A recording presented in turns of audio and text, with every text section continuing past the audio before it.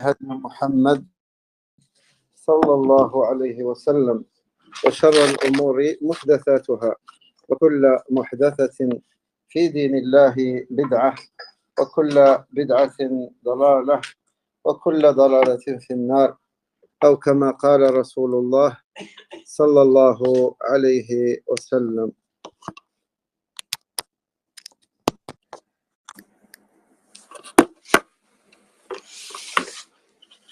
Donc la semaine dernière, c'est quoi que nous avions vu? Hein? Dua qabla al-taslim. Et on avait vu aussi le tashahhud lui-même, non? Tashahhud de l'invocation qui est juste après. Qui a pu l'apprendre, l'invocation?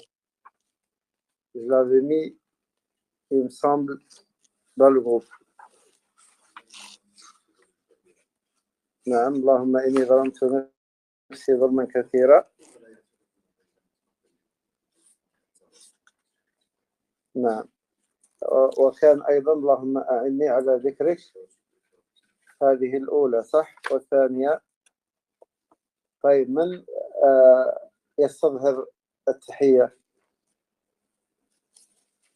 كيف نجيغ التشهد؟ Pas forcément celui qu'on a vu, parce qu'il y en a plusieurs. D'accord? Celui que vous connaissez. Vas-y.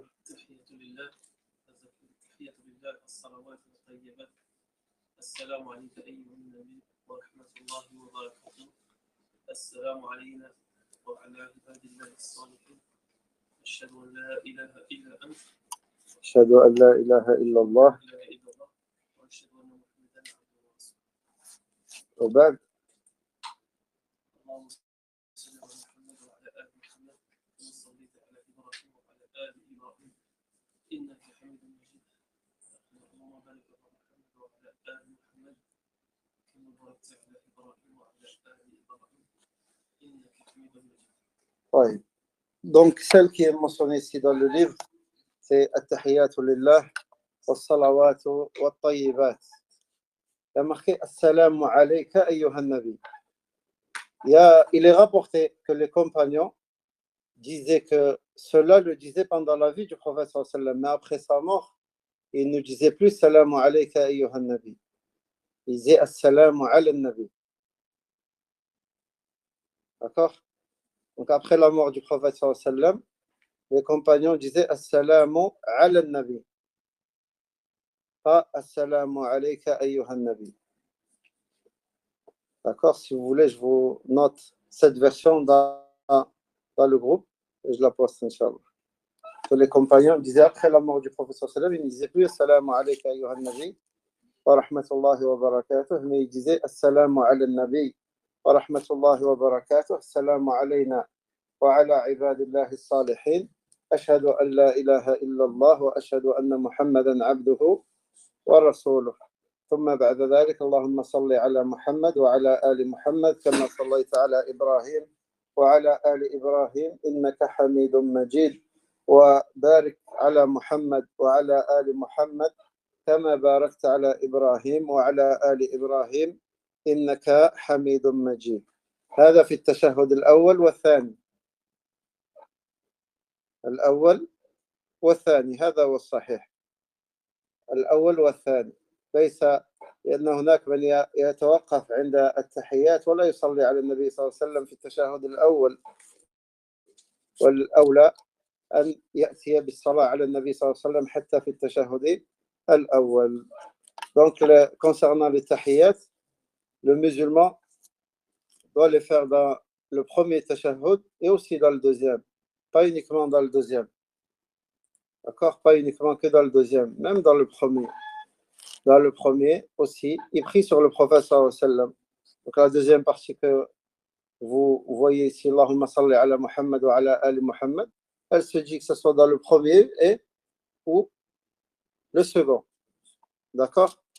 Donc après, dans le second, nous avions vu qu'il y avait une invocation que le prophète sallallahu alayhi wa sallam nous a recommandé de faire.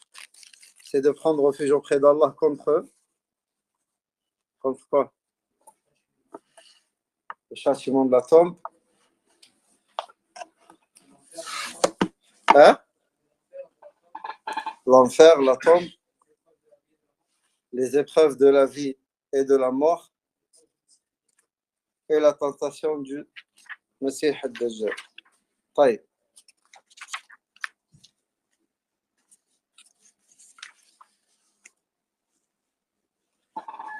Donc la deuxième invocation, nous avions vu que la première c'était quoi? Oh Allah, aide-moi à t'évoquer, à te remercier et à t'adorer de la meilleure façon. Allahumma a'inni ala dhikrik wa shukrik wa husni ibadatik. Cette invocation est rapportée dans le hadith de Mu'adh radiyallahu anhu, selon lequel le prophète sallallahu alayhi wa sallam lui a dit Wallahi inni la uhibbuk, Wallahi inni la uhibbuk, usika ya Mu'adh, la tada'anna fi duburi kulli salah taqul Allahumma a'inni ala dhikrik wa shukrik wa husni ibadatik. Donc dans le hadith, il est rapporté que le prophète sallallahu alayhi wa sallam a dit à Mu'adh radiyallahu anhu, par Allah je t'aime vraiment, par Allah je t'aime vraiment. Je te recommande au Mu'adh de ne pas t'abstenir de dire à la fin de chaque prière, de dire après le tashahhud, oh Allah, aide-moi à t'évoquer, te remercier et t'adorer de la meilleure façon. Ici, on voit que le messager d'Allah sallallahu alayhi wa sallam a informé Mu'adh du fait qu'il aime sallallahu alayhi wa sallam. Et ceci est une chose qui est recommandée quand il y a quelqu'un que tu sais que tu l'aimes à Allah Azza wa Jal, il est préférable pour toi de lui dire que tu l'aimes à Allah. D'accord? Comme ici le prophète sallallahu alayhi wa sallam l'a fait avec Mu'adh. Donc la deuxième invocation, oh Allah, j'ai été injuste envers moi-même par de nombreuses injustices et nul autre que toi ne pardonne les péchés. Pardonne-moi donc d'un pardon de ta part et fais-moi miséricorde, c'est toi certes le pardonneur, le très miséricordieux. Cette invocation, quant à elle, elle est rapportée dans le hadith d'Abu Bakr radiallahu anhu, où il a dit au messager, enseigne-moi une invocation avec laquelle j'invoquerai Allah dans ma prière. Dans certaines versions, dans ma prière et chez moi. Il s'agit là du véridique de la communauté, radiallahu anhu, qui a demandé au prophète sallallahu alayhi wa sallam de lui enseigner une invocation avec laquelle il invoquera Allah dans sa prière et chez lui, bien qu'il était en mesure d'élaborer lui-même de bonnes invocations, mais son désir de recevoir l'invocation de la part du prophète sallallahu alayhi wa sallam et de la tenir directement de lui l'a empêché de le faire. Et comme nous avions vu la semaine dernière, qu'il est préférable de faire les invocations que le prophète sallallahu alayhi wa sallam nous a enseignées, car elles sont exemptes de l'erreur. Il n'y a pas d'erreur dans les invocations du prophète sallallahu alayhi wa sallam. Et aussi, il n'y a pas d'erreur dans les invocations qui sont mentionnées dans le livre d'Allah, subhanahu wa ta'ala. Comme Rabbana atina fid dunya hasana, wa fil akhirah hasana, wa qina adhab an-nar. ربنا لا تزغ قلوبنا بعد إذ هديتنا وهب لنا من لدنك رحمة إنك أنت الوهاب ربنا هب لنا من أزواجنا وذرياتنا قرة أعين واجعلنا للمتقين إماما. Toutes ces invocations, il y en a d'autres, il y en a plein, elles sont dans le Coran. Il est préférable que le musulman les apprenne et invoque avec celle-ci, au lieu de chercher à inventer une invocation ou peut-être il va avoir des erreurs dans cette invocation, ou peut-être un mauvais comportement avec Allah Azza wa Jal dans la demande, demander une chose qui ne lui est pas permise. Et imaginez-vous si quelqu'un dit oh Allah, donne-moi la royauté que tu as donnée à Sulayman. Ça, c'est une injustice. Sulayman, alayhi salam, il a demandé que ceci soit réservé qu'à lui seul, alayhi salatu wassalam. Donc, où tu viens, tu dis oh Allah, donne-moi le maqam al-mahmoud. Celui-là, il est réservé au prophète sallallahu alayhi wa sallam. C'est injuste de ta part, il ne t'appartient pas d'invoquer ce genre d'invocation. Donc, il est préférable de se contenter de ce qui a été mentionné dans la sunna du prophète sallallahu alayhi wa sallam ou dans le livre d'Allah subhanahu wa ta'ala. Après, bien sûr, par la suite, ceux qui ont été rapportés des compagnons et des salaf as-salih radiyallahu anhum ajma'in. C'est bon pour les invocations? On passe au chapitre d'après, Inch'Allah.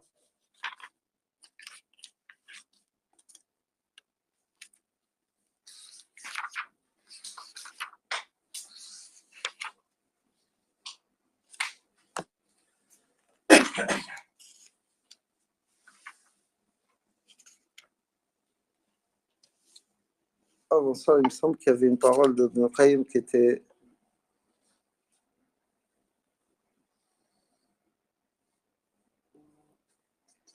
importante, si je la retrouve.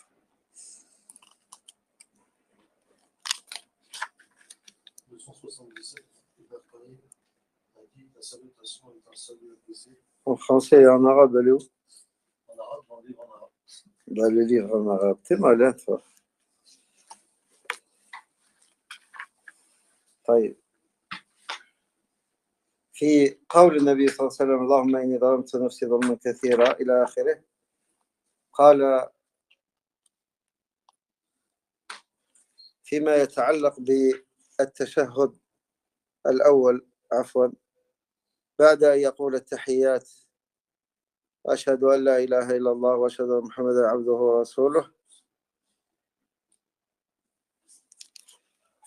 قال وإن صلى على النبي صلى الله عليه وسلم يعني في التشهد الأول فهو أفضل لعموم الأحاديث في ذلك ثم يقوم أي بعد الصلاة على النبي صلى الله عليه وسلم ما يسمى بالصلاة الإبراهيمية إلى الثالث. قال ونقف هنا على فائدة ثمينة للإمام ابن القيم رحمه الله في كتابه الصلاة فيما يتعلق بالتشهد والصلاة الإبراهيمية والتعوذات الأربع. قال ابن القيم رحمه الله التحية هي تحية من العبد للحي الذي لا يموت فهو سبحانه وتعالى أولى بتلك التحيات من كل ما سواه فإنها تتضمن الحياة والبقاء والدوام ولا يستحق أحد هذه التحيات إلا الحي الباقي الذي لا يموت سبحانه ولا يزول ملكه سبحانه وتعالى. قال وكذلك قوله والصلوات فإنه لا يستحق أحد الصلاة إلا الله سبحانه وتعالى والصلاة لغيره من أعظم الكفر والشرك بالله. قال وكذلك قوله والطيبات هي صفة الموصوف المحذوف أي الطيبات من الكلمات والأفعال والصفات والأسماء لله وحده سبحانه وتعالى فهو طيب وأفعاله طيبة وصفاته أطيب شيء وأسماؤه أطيب الأسماء واسمه الطيب ولا يصدر عنه إلا طيب ولا يصعد إليه إلا طيب ولا يقرب منه إلا طيب وإليه يصعد الكلم الطيب وفعله طيب والعمل الطيب يعرج إليه فالطيبات كلها له ومضافة إليه وصادرة عنه ومنتهية إليه. قال النبي صلى الله عليه وسلم إن الله طيب لا يقبل إلا طيبا. وجاء في حديث رقية الذي رواه أبو داود وغيره أنت رب الطيبين ولا يجاوره من عباده إلا الطيبون كما يقال لأهل الجنة سلام عليكم طبتم فادخلوها خالدين.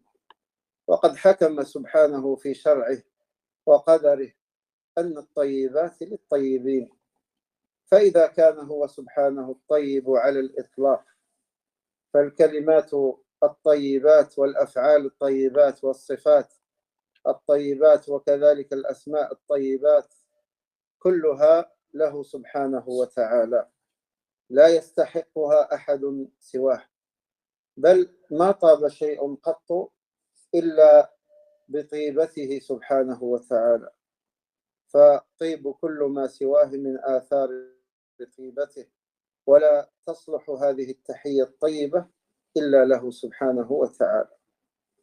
قال ولما كان السلام من أنواع التحية وكان المسلم داعيا لمن يحييه وكان الله سبحانه وتعالى هو الذي يطلب منه السلام لعباده الذين اختصهم بعبوديته وارتضاهم لنفسه وشرع أن يبدأ بأكرمهم عليه وأحبهم إليه وأقربهم منه منزلة في هذه التحية بالشهادتين اللتين هما مفتاح الإسلام، فشرع أن يكون خاتمة الصلاة فدخل فيها بالتكبير والحمد والثناء والتمجيد وتوحيد الربوبية والألوهية، وختمها بشهادة أن لا إله إلا الله وأن محمدا عبده ورسوله.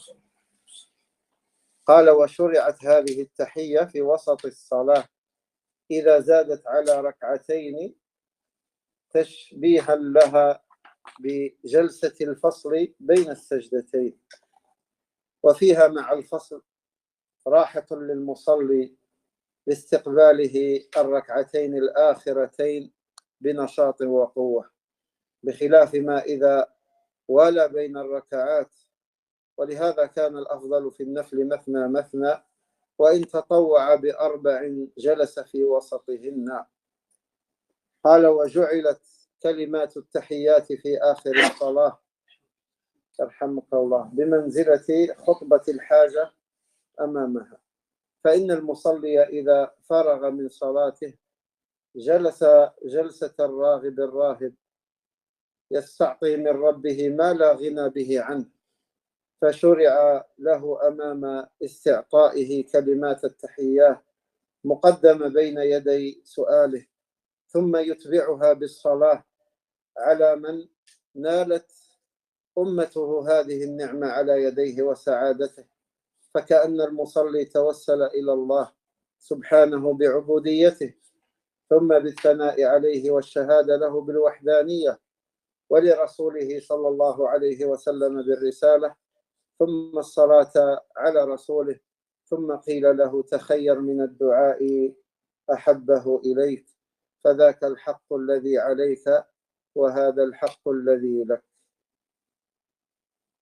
قال وشرعت الصلاة على آله مع الصلاة عليه تكميلا لقرة عينه صلى الله عليه وسلم بإكرام آله والصلاة عليهم، وأن يصلي عليه وعلى آله كما صلى على أبيه إبراهيم وآله والأنبياء كلهم بعد إبراهيم من آله، ولذلك كان المطلوب لرسول الله صلى الله عليه وسلم صلاة مثل الصلاة على إبراهيم وعلى جميع الأنبياء بعده وآله المؤمنين، فلهذا كانت هذه الصلاة أكمل ما يصلي أو يصلى على رسول الله صلى الله عليه وسلم بها وأفضل، فإذا أتى بها المصلي أمر أن يستعيذ بالله من مجامع الشر كله، فإن الشر إما عذاب الآخرة وإما سببه، فليس الشر إلا العذاب وأسبابه، والعذاب نوعان: عذاب في البرزخ وعذاب في الآخرة، وأسبابه الفتنة وهي نوعان: كبرى وصغرى، فالكبرى كفتنة الدجال وفتنة الممات، والصغرى فتنة الحياة التي قد يمكن تداركها بالتوبة، بخلاف فتنة الممات وفتنة المسيح الدجال، فإن المفتون فيهما لا يتداركها. ثم شرع له من الدعاء ما يختاره من مصالح دنياه وآخرته، والدعاء في هذا المحل قبل السلام أفضل من الدعاء بعد السلام وأنفع للداعي إلى آخر كلامه رحمه الله. انتهى.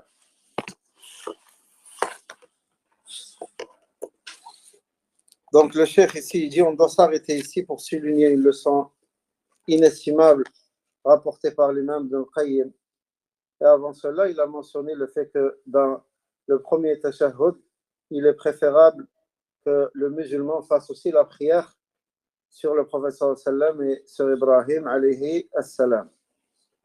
Puis il dit, rahimahullah, on doit s'arrêter ici pour souligner une leçon inestimable rapporté par l'imam Ibn Qayyim rahimahullah dans son livre As-Salah, la prière, au sujet du tashahhud, de la prière abrahamique, Salat al-Ibrahimiyya, et des 4 implorations de protection. Ibn Qayyim rahimahullah a dit: la salutation est un salut adressé du serviteur au vivant qui ne meurt pas.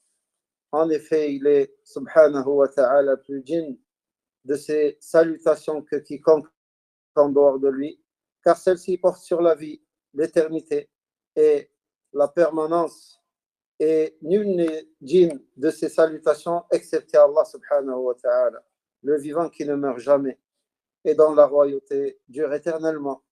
Il en est de même pour se dire ainsi les prières. En effet, nul n'est digne des prières excepté Allah subhanahu wa ta'ala, sachant que prier pour un autre en dehors d'Allah fait partie des pires actes, les actes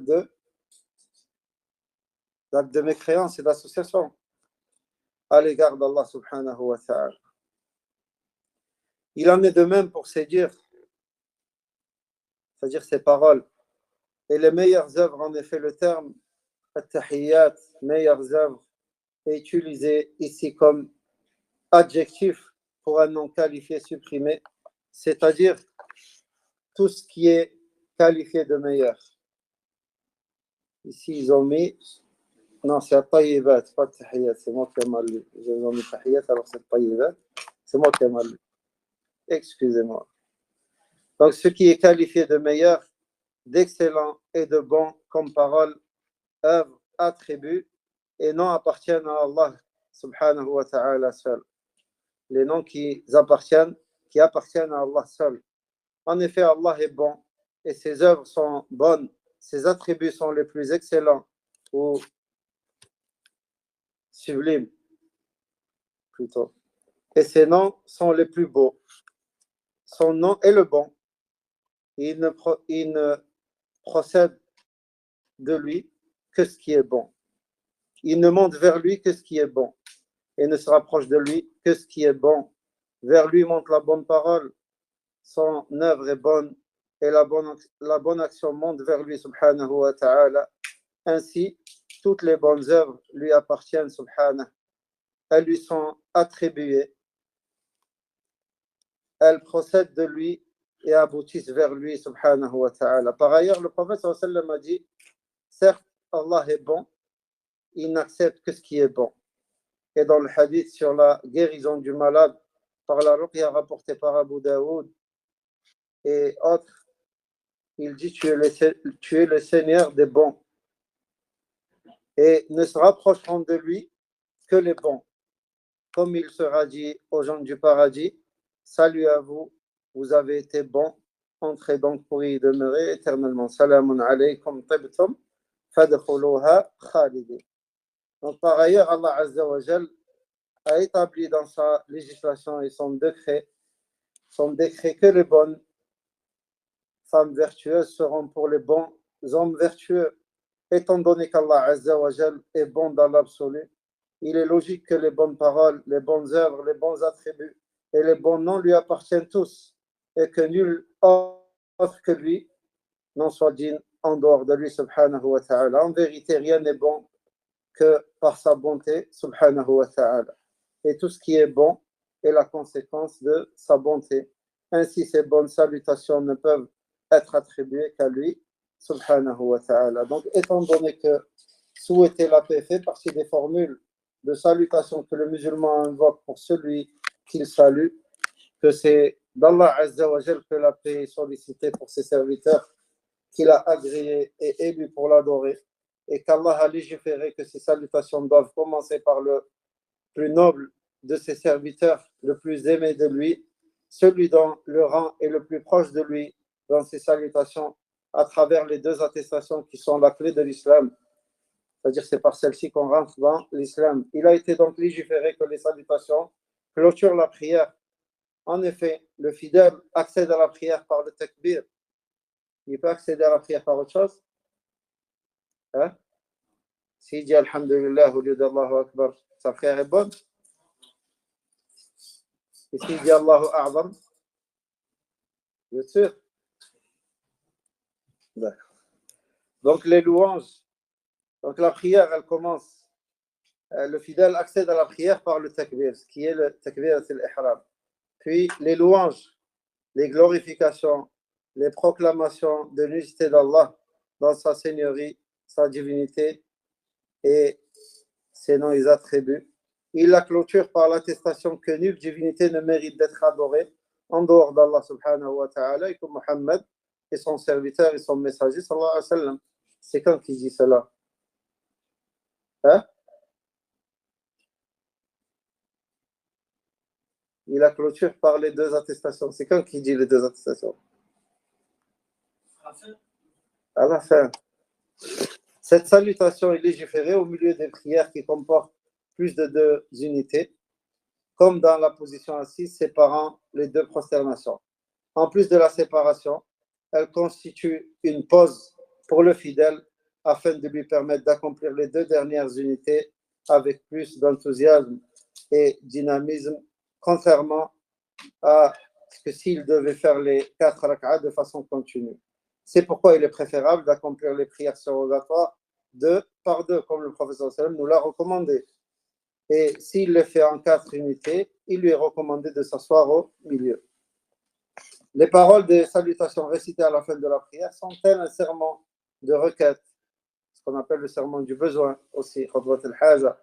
En effet, une fois qu'il a fini sa prière, le fidèle s'assoit comme un nécessiteux, un craintif qui demande à son Seigneur ce dont il n'a besoin que de lui. C'est pourquoi il lui a été légiféré de réciter les salutations avant de procéder à sa requête. Puis, il les fait suivre par la prière sur celui dont la communauté est redevable pour le bien-être et le bonheur dont elle jouit aujourd'hui. C'est comme si le fidèle avait intercédé auprès d'Allah subhanahu wa ta'ala par l'adoration qu'il lui voue, puis par les louanges qu'il lui fait et par l'attestation qu'il lui témoigne pour son unicité et à son messager pour sa prophétie, puis par la prière sur son messager avant qu'on ne lui dise: choisis donc parmi les invocations ce qui te plaît le plus, car tel était le devoir dont tu étais tenu, et ceci est le droit qui te revient. Donc, Cheikh l'Islam de Qayyim, rahimahullah, dit par la suite, par ailleurs, la prière sur la famille du prophète sallam avec celle faite sur lui-même a été légiférée pour combler encore plus de joie le prophète sallam en honorant sa famille et en priant sur elle. En outre, les fidèles prient sur le prophète sallam et sur sa famille, comme il a prié sur son père Ibrahim et sa famille. Et tous les prophètes après Ibrahim sont de sa famille. Ils sont de la famille d'Ibrahim, la famille du prophète sallallahu alayhi wa sallam aussi. Est-il requis du fidèle de prier sur le messager d'Allah sallallahu alayhi wa sallam comme il le fait sur Ibrahim et sur tous les autres prophètes qui sont venus après lui, ainsi que sur les croyants de sa famille. Voilà pourquoi cette prière est la plus complète et la meilleure de toutes les prières sur le messager d'Allah sallallahu alayhi wa sallam. Une fois que le fidèle l'a terminé, il lui est commandé de chercher refuge auprès d'Allah contre tout mal.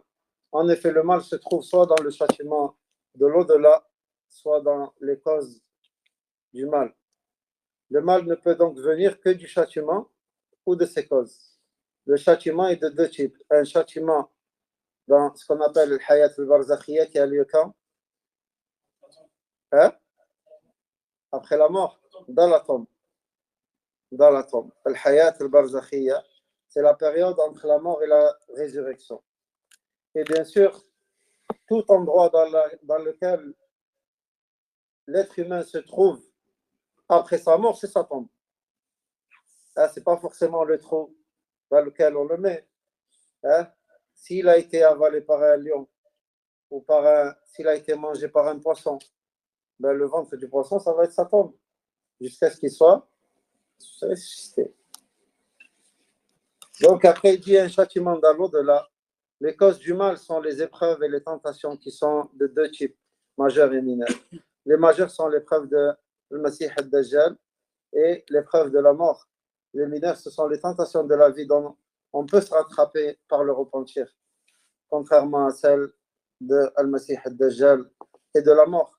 Car celui qui est éprouvé par l'une d'elles ne trouve aucune échappatoire. Ensuite, il est légiféré aux fidèles de faire les invocations de son choix pour son bien ici-bas et dans l'au-delà. À cet égard, il y a lieu de signaler que l'invocation faite avant le salut final est meilleure et elle est plus bénéfique pour l'invocateur que celle faite après le salut final. Fin de la citation de Ibn al-Qayyim, rahimahullah.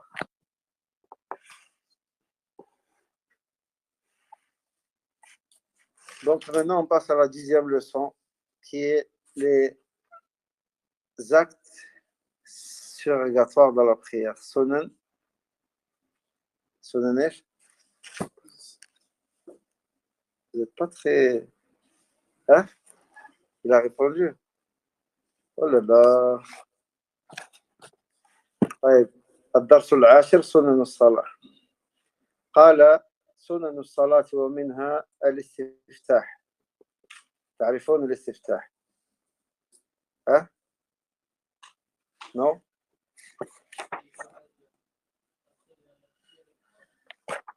ها؟ نعم, ça s'appelle l'invocation de l'ouverture. C'est avec quoi on ouvre la prière. On commence par invoquer Allah Azza wa Jal, et plusieurs façons ont été rapportées dans les recueils de Bukhari et Muslim. D'accord? Yeah.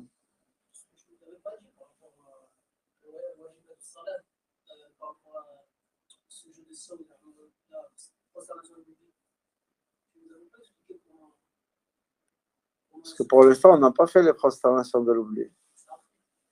Et elles ne sont pas normalement dans ce livre.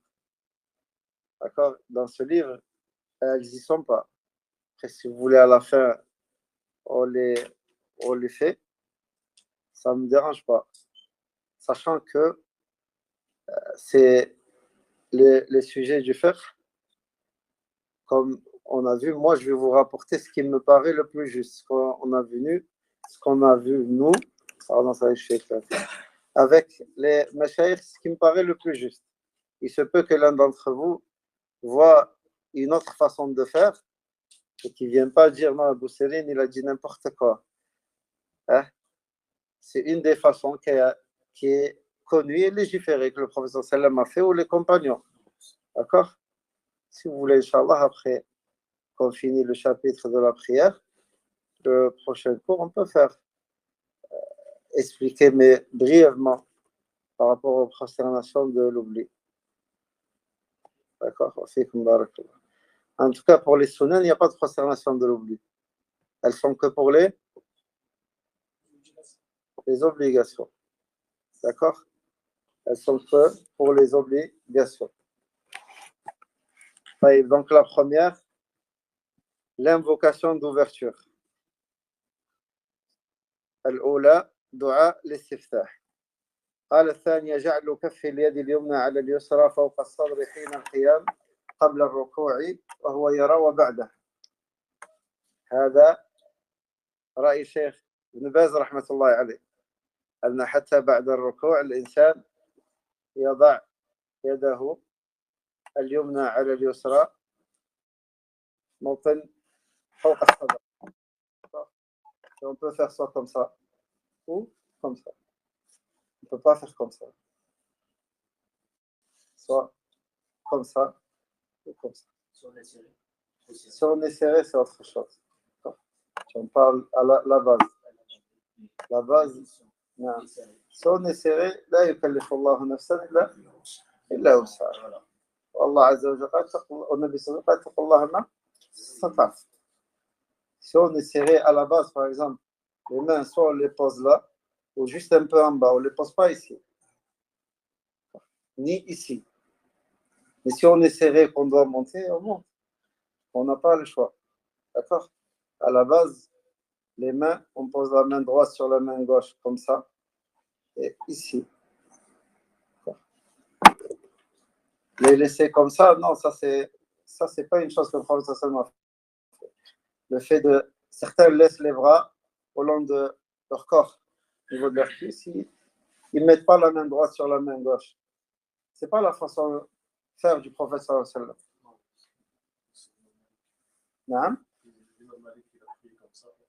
l'imam Malik, il a prié comme ça. Rapporte-moi une preuve authentique que l'imam Malik a prié comme ça. Et même si, admettons, même si l'imam Malik a prié comme ça. Non, même pas on va chercher nous la cause. Je ne vais pas chercher pourquoi il a fait ça. Est-ce que le professeur sallam a fait ça? Est-ce qu'il m'est demandé à moi de suivre le professeur sallam ou de suivre l'imam Malik? Je suis le professeur sallam. S'il y a un texte authentique qui prouve que le professeur sallam a fait comme ça, toi tu vas venir me dire non, mais l'imam Malik il a fait comme ça. Je dis mais alors il a fait comme ça. Moi je me base sur le professeur sallam ou sur l'imam Malik? Je me base sur le professeur sallam. Allah m'a ordonné d'obéir au professeur sallam, m'a pas ordonné d'obéir à l'imam Malik aveuglement. Le seul qu'on lui obéit de manière sans se poser de questions, c'est le prophète sallam. Mais les autres, on doit chercher des preuves à leurs actes et leurs paroles. Même les compagnons. On doit regarder, il faut une preuve. Car ce sont des hommes. D'accord? Et ça, on dénigre. C'est pas dénigrer les hommes en disant que telle personne elle s'est trompée. Si elle s'est trompée sur sa foi, elle s'est trompée. Je dénigre en aucun cas ni l'imam Malik, ni les compagnons, ni personne. D'accord? C'est arrivé que un des compagnons dit à l'autre, non, là tu t'es trompé, tu as fait ça, alors moi j'ai entendu le prophète sallam dire ça là. Et ils le font pas volontairement, c'est une erreur. D'accord? L'imam Malik, ou que ce soit l'imam Shafi'i, ou Abu Hanifa, ou l'imam Ahmed, tous c'est connu de qui disent, si quelqu'un vous rapporte une parole qui contredit ma parole et qu'elle est conforme à la sunna du prophète sallam, prenez ma parole et jetez-la contre le mur. Il n'y a pas de fanatisme ni pour l'imam Malik, ni pour l'imam Ahmed, ni pour personne, que pour le prophète sallam. Hein? C'est tout. Donc, il y a quelqu'un devant la porte. Donc, admettons, hein, si l'imam Malik a prié comme ça avec les mains au long du corps, nous, on a la preuve que le prophète sallam a prié autrement, compris comme le prophète sallam a prié. D'accord? On n'a pas besoin de chercher l'excuse pourquoi il a prié comme ça. D'accord? Si elle a un problème de santé ou quoi, ça c'est autre chose. Comme je vous ai dit, ça c'est autre chose. La personne, elle est incapable de tenir ses mains comme ça. Elle est dans l'incapacité de le faire. C'est autre chose. Elle fait ce qu'elle peut. D'accord? Elle fait ce qu'elle peut. On part de la base, comment la prière, elle doit s'effectuer. Comment le prophète sallam a fait. D'accord? واضح ولا لا؟ Hein? Impeccable ou dépeccable? Ok. Donc, si moi je vois que dans Sifat Salat al-Nabi sallam, le long hadith qui est mentionné dans Sahih Muslim, où le compagnon décrit le prophète sallam comme il a prié. Sahih Muslim, les hadiths qui sont dedans sont authentiques, il n'y a pas de doute dessus. Hein? Moi, je vais prendre comment le compagnon qui a vu le prophète sallam, comment il a décrit sa prière. Et j'essaie de faire comme lui, il a fait. D'accord? Et l'imam Malik, je vais à la source où il est allé chercher lui aussi. Lui, il part prendre ses informations d'où? Parole du prophète sallam.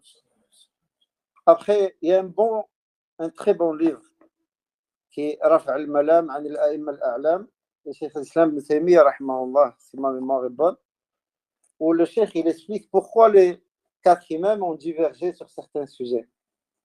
Parmi les causes qui font que tel imam diverge avec l'autre, le fait que peut-être l'imam Malik, ce hadith ne lui est pas parvenu, ou il lui est parvenu avec une chaîne de transmission qui est faible, il n'a pas pris en compte, ou ils ont divergé sur l'interprétation du hadith. Des fois, tu vas voir, il y a le même hadith, juste ils l'ont compris différemment. C'est le même. Par exemple, le fait de remettre les mains ici, après le recours. Le compagnon, il dit, puis il revient comme il était avant. Est-ce que avant d'entrer dans la prière, pendant qu'il était dans la prière, ils ont divergé sur la compréhension? Ceux qui ont compris avant d'entrer dans la prière, on dit donc qu'il laisse les mains long de son corps. Ceux qui ont compris avant, mais dans la prière, donc à la position debout, la position initiale, on dit, ben, il remet ses mains sur la poitrine, main droite sur la main gauche. Mais le hadith, les deux, ils ont le même hadith. Donc parfois, les savants ou les imams divergent à cause de ces raisons-là. Il y en a d'autres des raisons, mais parmi les raisons, par exemple, le fait que l'imam Malik, il se peut que lui, il n'a pas eu le hadith qu'il a eu l'imam Ahmad. Il ne lui est pas parvenu ce hadith. Ou il lui est parvenu avec une chaîne de transmission qui est faible. Donc il n'a pas pris en compte. Et l'imam Ahmad, lui, il a eu le hadith avec d'autres chaînes de transmission qui sont authentiques.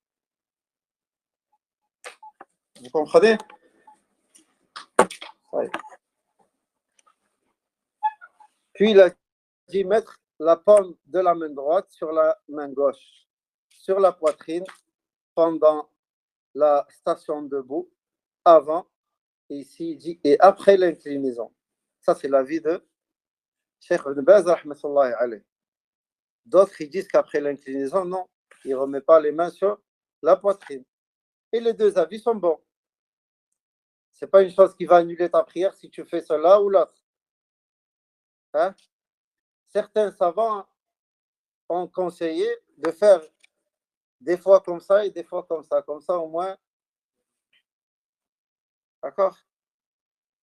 Comme ça, tu vas avoir au moins juste sur une des deux. Parce que ça, c'est parmi les divergences qu'on ne saura pas jusqu'à le jour du jugement. Personne ne sait c'est quoi. Est-ce que quand le compagnon a dit sur comme il était avant, est-ce que c'était avant la prière ou pendant la prière? On n'a pas trouvé, à ma connaissance, un hadith qui explique cela. D'accord? ثم قال رفع اليدين مضمومتي الأصابع ممدودة حذو المنكبين أو الأذنين عند التكبير الأول وعند الركوع والرفع منه وعند القيام من التشهد الأول إلى الثالثة وهكذا. Qui peut me montrer رفع اليدين? Je le lis d'abord en français. Donc il dit la troisième, levez les mains, les doigts joints étendus au niveau des épaules ou des oreilles lors du premier takbir, avant l'inclinaison, au redressement de l'inclinaison et lorsqu'on se relève du premier tashahhud en se relevant pour le troisième ou par la troisième unité. Qui peut montrer comment aller la main? Moi? C'est facile, hein, toi. Il n'y a rien pour ça, c'est toi qui vas me montrer comment on fait. C'est malin. Qui t'a quoi, malin? Hein? Comment? Non, il a dit hadou. Ouais. Bon, pour l'instant, je vais les mains. Comment elles sont les mains? Okay. Les deux sont. Je veux juste que vous montrez d'abord les mains, comment elles doivent être. Bon. Hop. Les mains en l'air. Les mains du l'air. Les doigts doivent être collés comme ça. Comme ça, collés. Droit. Soit comme ça au niveau des oreilles, ça ne veut pas dire que je vais les toucher, c'est parallèle. Ou au niveau des épaules. Là, comme ça. Elles doivent être collées, pas comme ça. Il y en a, ils font. Ou il y en a, ils ne se cassent pas la tête. Comme ça. Ah, la main doit être droite, comme ça. Les doigts joints, tous collés. Soit ici au niveau, genre parallèle aux oreilles, à la petit morceau de chair là ici. Soit au niveau des épaules. Donc si je fais ça, je suis au niveau des épaules. Si je fais ça, c'est bon. Mais bien coller les doigts. Tous. Hein? Droit. C'est bon? C'est comme ça les mains du lèvre? Hein? Oh là là. C'est bon pour celle-là? Qui me montre alors? Ibrahim? Vous êtes d'accord avec lui? Ah, ok. قال والرابعة ما زاد عن واحدة في تسبيح الركوع في تسبيح الركوع والسجود. Donc la quatrième, dire plus d'une fois la glorification, le tasbih dans l'inclinaison et dans la prosternation. La première, une fois, on a dit que c'était une obligation. D'accord. Au-delà d'une fois, c'est une sunna. Donc, quand il s'incline, il doit au moins dire au moins une fois Subhana Rabbiya al-Azim. Quand il se prosterne, Subhana Rabbiya al-A'la. Ou Subhanaka Allahumma wa bihamdik Rabbi اغفر لي. أو سبوح قدوس رب الملائكة والروح. D'accord? Par exemple. Mais il doit le dire au moins, l'obligation, c'est combien de fois? Une fois. 3 fois, c'est une sunna. 2 fois, c'est une sunna. Je reviens à la prosternation. Le fait de se prosterner, on avait dit que la personne doit se prosterner sur combien de 7. Au moins le temps de dire une seule fois Subhana Rabbi al-A'la. Des fois, vous avez des gens, quand ils se prosternent, ils lèvent l'autre pied pour gratter l'autre pied avec. Hein? Si il a fait il a dit Subhana Rabbi al-A'la une fois, il a eu le temps de le dire une fois en ayant les 7 membres posés au sol, sont toujours des bons. Maintenant, si tout le long, il avait le pied levé ou la main levée, sa prière est annulée. Pardon? Oui, il faut qu'il soit sur les 7 membres. D'accord? Il faut qu'il soit sur les 7 membres. واضح ولا لا؟ ها؟ نعم؟ نعم, elle peut être annulée carrément, comme tu dis. Oui, parce que le fait de se prosterner sur les 7 membres, c'est quoi? Hein? C'est une obligation, un pilier ou une sunna? Oui, c'est un pilier. Donc la prière, elle est. Après, bien sûr, celui qui oublie, ça c'est autre chose. Ou celui qui ne savait pas, il commet le péché de ne pas avoir appris. Hein?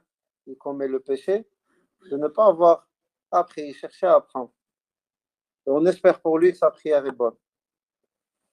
On espère pour lui que sa prière est bonne. ثم قال جعل الرأس حيال الظهر في الركوع. L'alignement de la tête et du dos pendant l'inclinaison. Qui peut me montrer? Personne. Il faut que le dos et la tête soient droits. Certains ils baissent la tête comme ça. Non, il faut qu'il soit droit. Et les savants ils disent il faut que ton dos soit droit de manière à ce qu'on puisse poser un seau d'eau dessus sans qu'il tombe. Hein? Vers un seau. Toi, je vais te poser c'est un baril. Un seau. D'accord, un seau dessus à moitié plein, qu'il ne le renverse pas. Il faut que le dos soit droit et la tête elle soit bien alignée au dos. C'est pas je rentre le menton comme ça vers ma poitrine et du coup ma tête elle n'est pas alignée avec mon dos. Il doit être droit. Dis-moi.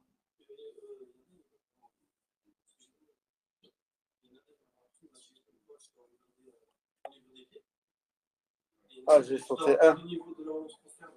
J'ai pas entendu. J'ai sauté un apparemment. Dis-moi, répète. J'avais demandé à une personne, on est dans cette position, donc on regarde au niveau des pieds. J'avais demandé à une autre, on m'a dit regarder au niveau des pieds. C'est qui a raison? Celui qui te dit de regarder au niveau des pieds ou là où tu te prosternes? Hein? Le professeur Sallam, il nous a recommandé de regarder où? Là où tu te prosternes. D'accord? Comment tu vas faire? Tu vas regarder au niveau de tes pieds. Montre-moi comment tu fais. Hein? Comment tu fais? Vas-y, montre-moi comment tu fais.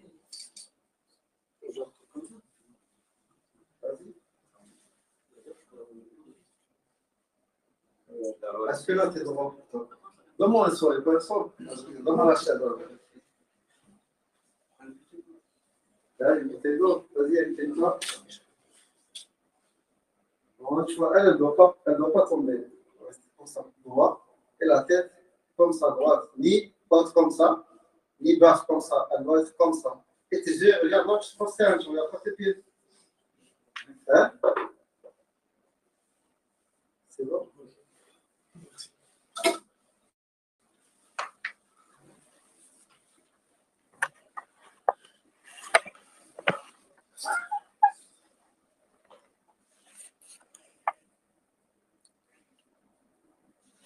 C'est quoi donc j'avais sauté? C'est Rabbana wa lakal hamd, non? Ça doit être ça. قوله ما زاد على قول ربنا ولك الحمد بعد القيام من الركوع وما زاد عن واحدة في الدعاء بالمغفرة بين السجدتين. Donc ce qui est ajouté à l'invocation Rabbana wa lakal hamd, ô notre Seigneur, et à toi la louange, après le redressement de l'inclinaison, et dire plus d'une fois l'imploration de pardon entre les deux prosternations. Donc Rabbana wa lakal hamd.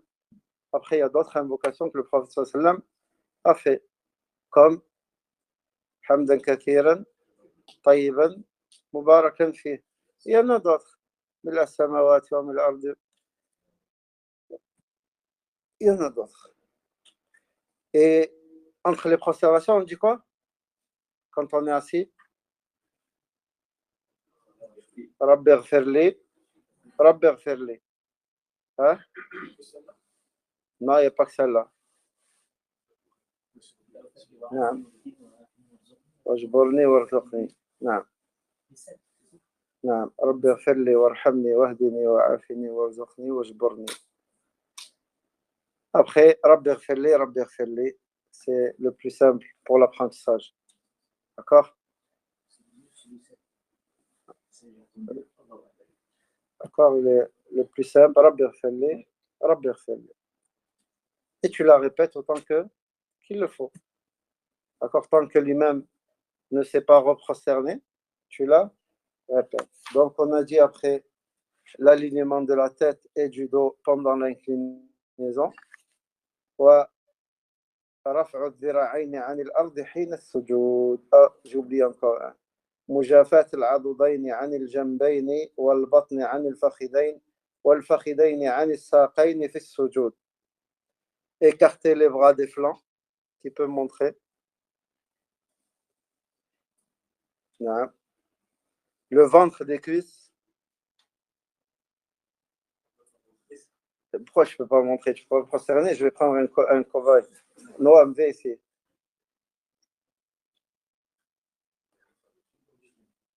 Hein? Moi, ça, je préfère le mettre en hauteur sur une table. Mais... Donc, la première, on a dit écarter les bras des flancs. Vas-y, tu te prosternes.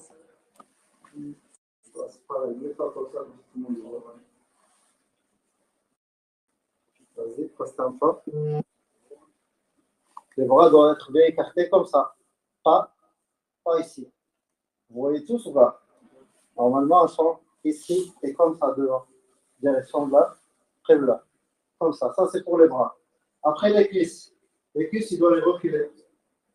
De manière à ce que ce soit droit. Ça ne touche pas son ventre. Les cuisses, elles doivent être reculées. Elles ne doivent pas être devant. Certains, ils les mettent tout devant. Limite la tête entre les genoux. Non, normalement, si on s'écarte, d'accord, on écarte les cuisses du ventre et les bras comme ça. Ensuite, il a dit quoi? On n'a pas fini.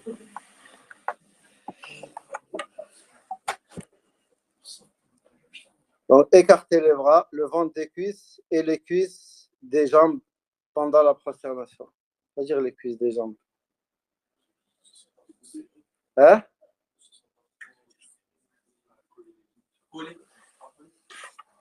En fait, regarde. Normalement, je dois me positionner comme ça. Je suis là. Là, je mets et mes jambes sont écartées. Mes pieds doivent être collés derrière, comme ça. Je suis comme ça. C'est bon? Et les pieds, on doit les joindre. Non, on doit les joindre. Coller. On colle comme ça les pieds et on met sur le bout des orteils. Non.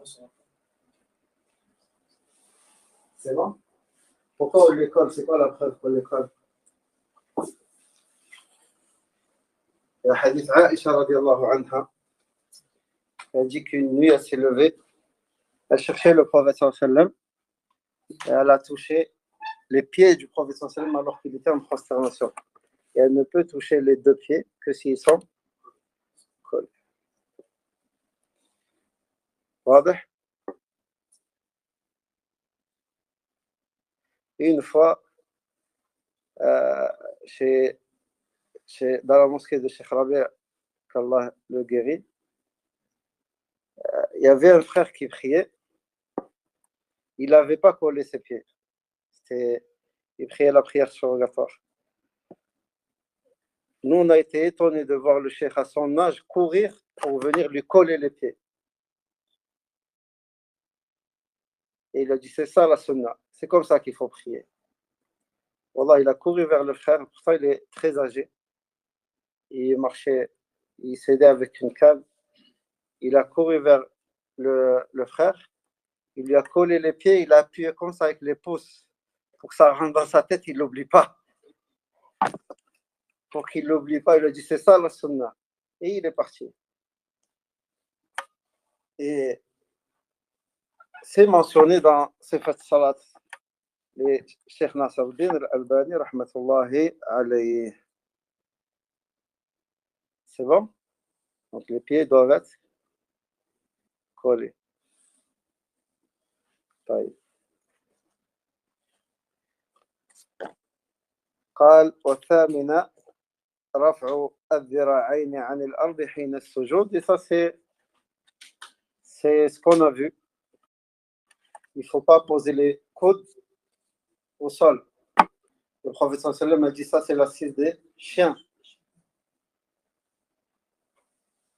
Donc on ne pose pas les coudes au sol quand on est prosterné, mais on les relève comme on a dit. Les doigts collés. Dans le sujoud, les doigts collés en direction de la qibla. Pas comme ça sur le côté ou comme ça. Devant toi en direction de la qibla doivent être collées. Elles sont écartées quand tu t'inclines. Quand tu t'inclines, tu mets tes mains sur les genoux. Là, tu écartes les doigts. D'accord? Sinon, quand tu fais le takbir, les doigts doivent être collés. Et quand tu te prosternes, ils doivent être collés. En direction de la qibla. Tout comme tes orteils. Comme ça. Collés. En direction de la qibla. Quand tu fais le tashahhud, je vais vous montrer, c'est un peu délicat, il faut être un peu sportif. Je vous taquine un peu. Le tashahhud à la base,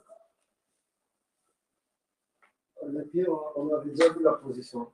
À la base, le coude il doit être là, ici, le long de la cuisse.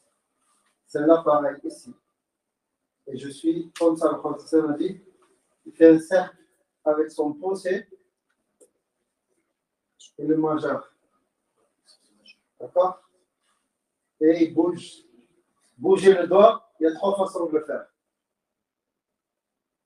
Et les 3 façons, elles ont été déduites de la parole du compagnon par rapport à l'explication du hadith. Il bouge son doigt en montrant.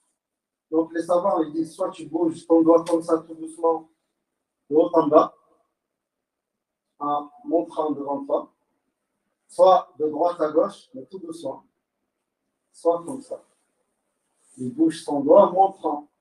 Ça, on comprend ces 3 façons de la parole. On ne peut pas comprendre autre chose. Et il bouge son doigt. Et on peut comprendre de cette manière. On peut comprendre il le bouge comme ça, il montre toujours avec son doigt. D'accord? Et que cette parole, on peut la comprendre que c'est de trois manières. Quand on fait que les gens ils font comme ça, on dirait rallonge des spaghettis. Je rigole, mais c'est pas ça qu'il faut faire. Ça, c'est une mauvaise compréhension par rapport au hadith du prophète sallallahu alayhi wa sallam, quand il dit fais un cercle. Le cercle, il se fait avec quoi? Avec quel doigt? Le pouce et le majeur. Il ne fait pas un cercle avec.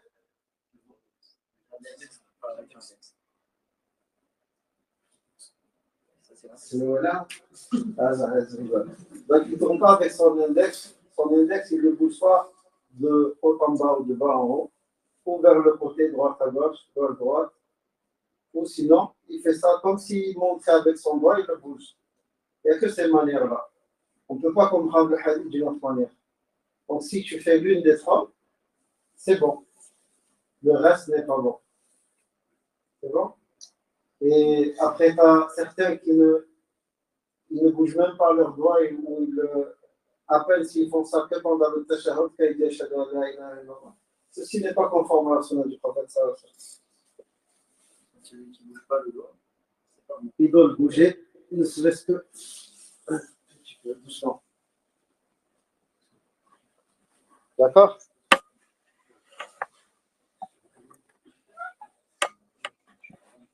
Et puis, donc, écartez les bras, relevez les avant-bras du sol pendant la prosternation. La 9e, s'asseoir sur le pied gauche étendu et dresser le pied droit pendant le premier tashahhud entre les deux prosternations. Ça, c'est ce qu'on appelle l'iftiraj. Ça, vous savez, il n'y a pas besoin de le montrer. Le un pied, il est comme ça, l'autre, il est positionné comme ça. Quand on s'assoit entre les deux prosternations ou quand on fait le premier tashahhud. Non, dis-moi, Ibrahim. Moi, j'ai un souci en fait à chaque fois. Si on a un souci, on n'y arrive pas, il n'y a pas de mal. D'accord? En fait, regarde.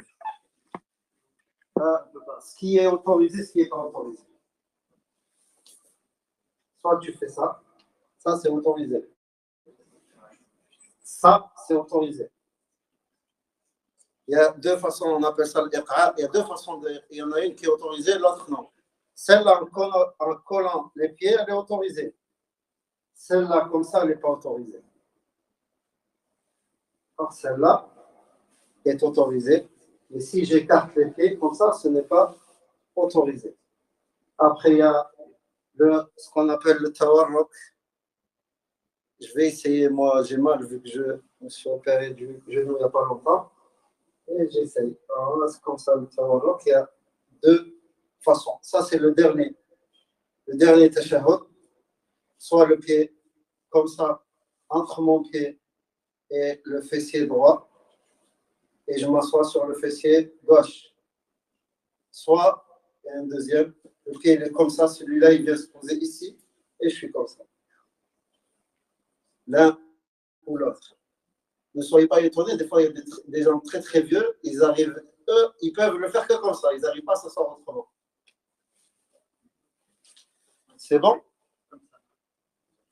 Celui-là, ça fait pas mal, mais je peux pas celui-là. Celui-là, il est permis. C'est bon? Non. Comment?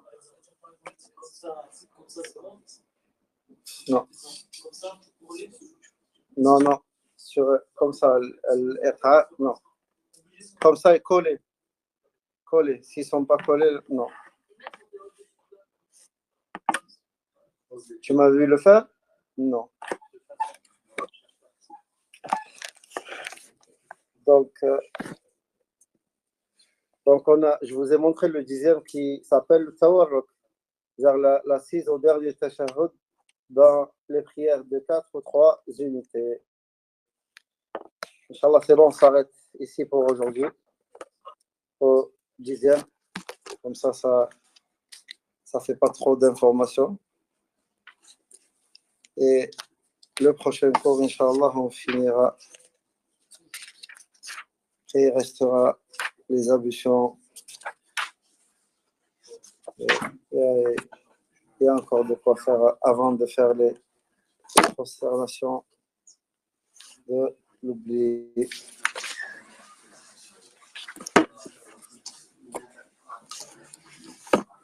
C'est bon, tout a été clair pour tout le monde, Inch'Allah. Ouais. Je clôture pour ceux qui veulent partir et après pour les questions, Inch'Allah. سبحانك اللهم وبحمدك أشهد أن لا إله إلا أنت أستغفرك وأتوب إليك صلى الله وسلم وبارك على نبينا محمد وعلى آله وأصحابه أجمعين. Vas-y, dis-moi la question. C'est pas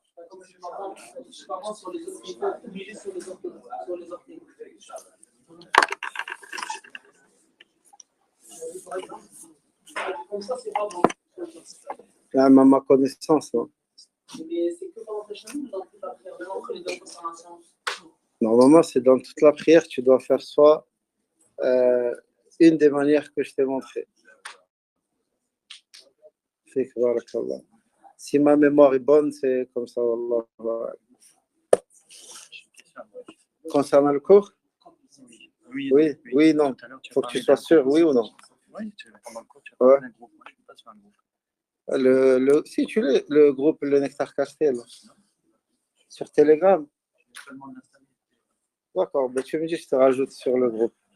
Comment on fait? J'ai ton numéro, je crois, je l'envoie, Inch'Allah. Je l'envoie. C'est bon pour tout le monde, Inch'Allah. Barakallahu fikum, salam alaikum wa rahmatullahi wa barakatuh.